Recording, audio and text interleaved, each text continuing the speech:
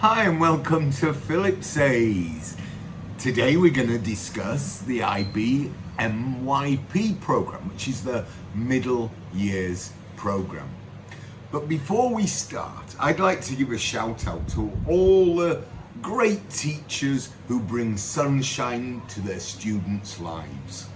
Also to the coordinators and the principals and the admin who bring sunshine to their students' lives.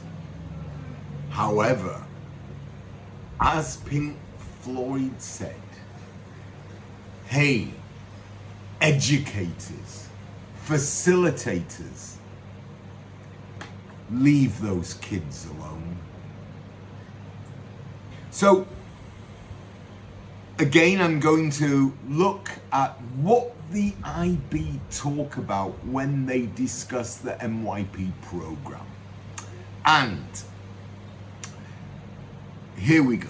The International Baccalaureate, the IB program, comprises eight subjects.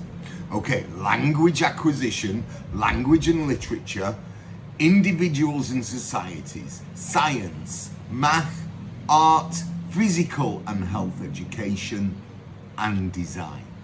And each program has 50 hours minimum for that program.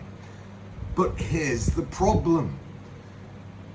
They have, I would say, demoted the STEM subjects and put them at the same level as the subjects such as PE, music, art. I don't dislike those subjects, but maths, English, science, these are crucial areas, whether PYP or MYP.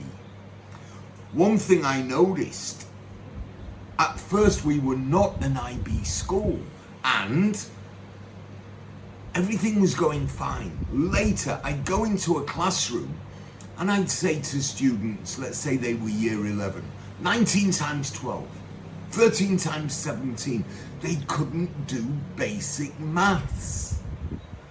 Some of their English, whether it's spelling or grammatical mistakes, generally within the curriculum and the time span, there is just not enough emphasis on doing the basics. And by MYP, you're supposed to know everything, almost, even though you may have not been taught it.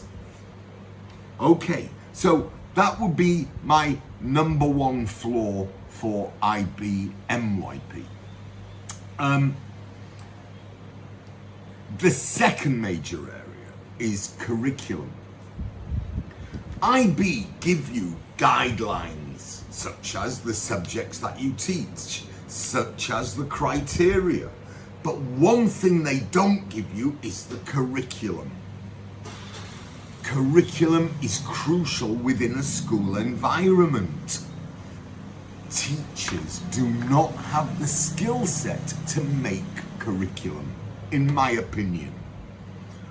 On the whole, a teacher gets his lesson plan, works it out, and off he goes with a school book or curriculum provided by the school or the local authority.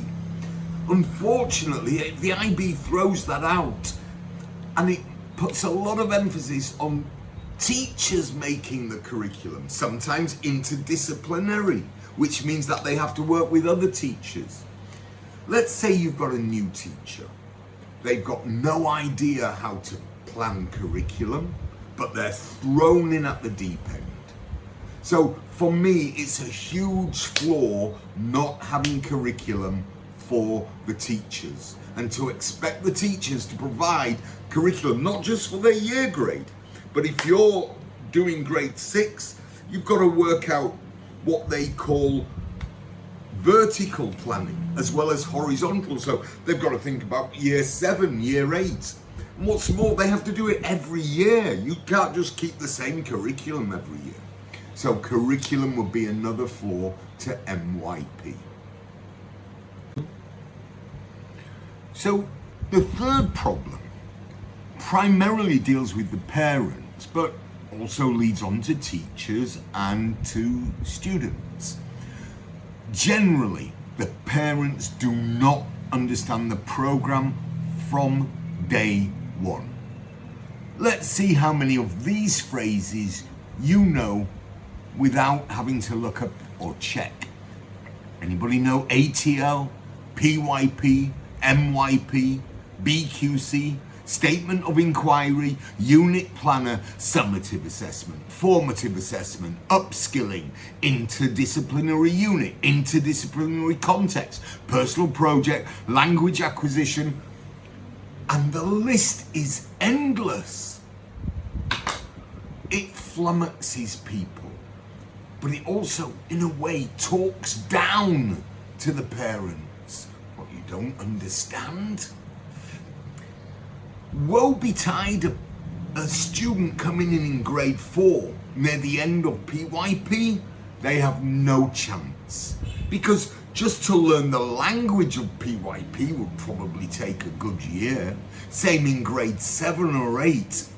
In many ways, IB thinks that you're going to start at 4 years old and go all the way through 18, but it doesn't work that way. Probably 50 to 60% of international school children move for one reason or another, not necessarily to another IB school. So the use of jargon like this, to me, is sort of nonsensical. Why use jargon? Why not plain talk? What are you trying to hide? Okay, so with that in mind, again, please really think about not sending your kids at grade 4. It's too late within the PYP program. Grade 8, it's too late. They won't understand. And remember, if you're not understanding something, question them really hard. Okay. So as I've stated before, in many ways, IB stresses, it's as if IB does the teaching. We all know, of course, it's the teacher. But when it comes to the teachers within an IB program at school, there's no certification from IB. They depend on the school. So whether the teacher has 3 months or 30 years within the IB, they're all IB teachers, which of course is insane.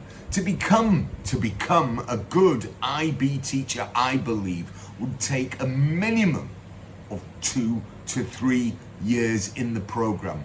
In fact, I would like to hear from anybody who's managed to cope and produce fantastic results within 6 months, a year, 2 years. It's, to me, almost impossible. Not least the amount of curriculum you have to make, the criteria-based exams, there is just too much focus away from the teaching. It's not possible. So IB actually say to the school, up to you, whatever. They're not interested whether the teacher can even teach.